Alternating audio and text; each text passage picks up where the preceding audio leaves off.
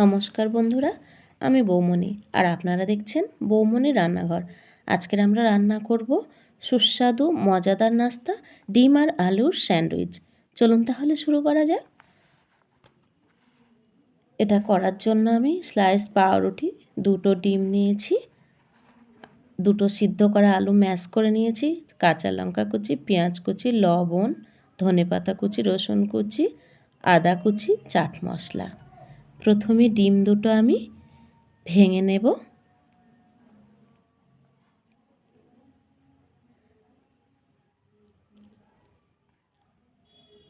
কড়াই তেল দেব।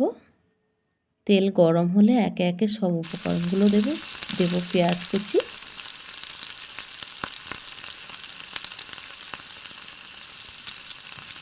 এবারে দেব রসুন কুচি,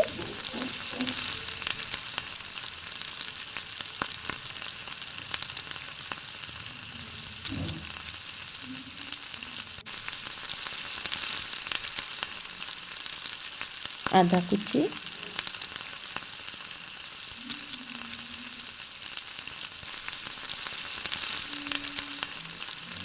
দিয়ে নাড়তে থাকবো।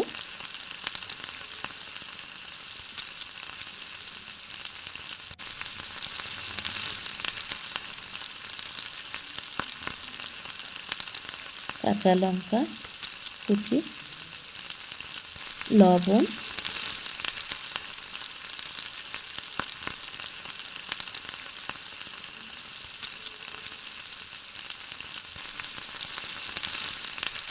এবারে আমি ম্যাশ করা আলুটা দিয়ে সব মশলাগুলো মাখিয়ে নেওয়ার জন্য নাড়তে থাকবো।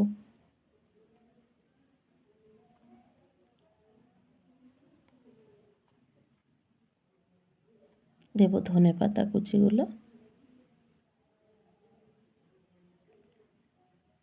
আর চাট মশলা দিয়ে এবার আমি ভালো করে মাখিয়ে নেব।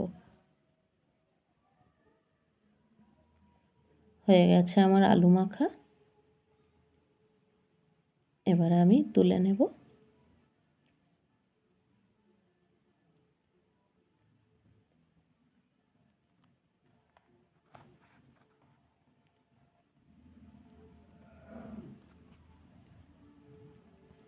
স্লাইস পাউরুটির উপরে আলুগুলো ভালো করে ছড়িয়ে ছড়িয়ে দেব। আর একটা করে স্লাইস নিয়ে আমি সবগুলোতে ভালো করে চেপে চেপে ঢাকা দিয়ে দেব, যাতে সবগুলো ভালো করে ছড়িয়ে যায়। তারপরে কেটে নেব। বন্ধুরা, এটা কেটে নিতে পারো, আবার গোটাও রেখে দিতে পারো। এবারে ডিমটা আমি একটু লঙ্কা লবণ দিয়ে মাখিয়ে নেব ভালো করে, স্বাদটা আর একটু ভালো হওয়ার জন্য। এবারে কড়াই তেল দেব। তেল আমার গরম হয়ে গেছে। পাউরুটিগুলো আমি ডিমের গোলাতে চুবিয়ে ভেজে তুলে নেব।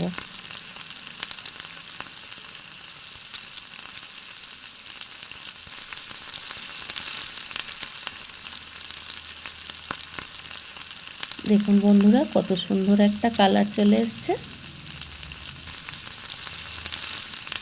হয়ে গেছে আমার ভাজাগুলো। এবারে আমি তুলে নেব।